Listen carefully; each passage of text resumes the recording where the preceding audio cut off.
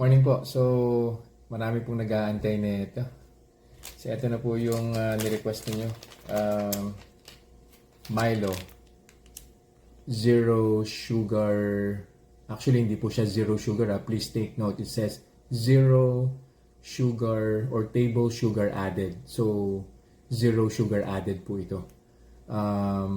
Ibig sabihin po niya, hindi po siya nag-add ng table sugar. Other than that, baka meron pa po itong ibang sweetener na hinalo. But we'll see.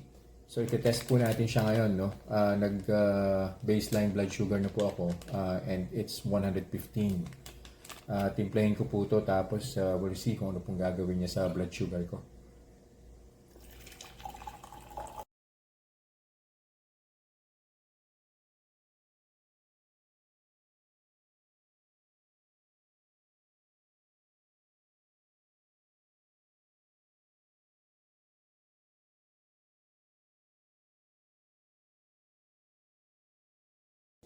Conclusion na po tayo dun sa Milo Zero Sugar Added na tinry po natin for today. No?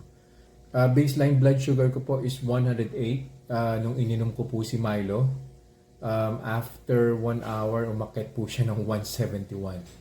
So, well, hindi ko po siya masyadong ina-expect, no? Kasi ang label po niya zero sugar. Pero yes, umakyat po siya ng 171. Yun din po yung peak niya. After 1 hour ulit, on the second hour mark, bumaba naman po siya, 140. Pero again, no, napakalayo pa rin po niya rin sa baseline natin. Tapos after 15 or 20 minutes, nag 131 na po siya. And slowly bumababa na po siya ng bumababa. So ang conclusion po natin, definitely hindi po siya po pwede sa mga diabetic. Though, malinaw naman po yung label po niya nakalagay, zero table sugar added. So, ibig sabihin, hindi po sila nag-add ng table sugar.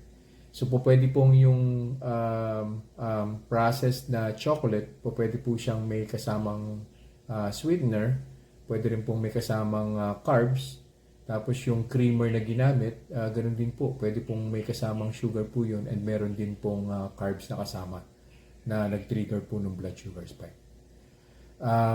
So yun lang po for this review. I'll see you guys in the next vlog. Bye-bye.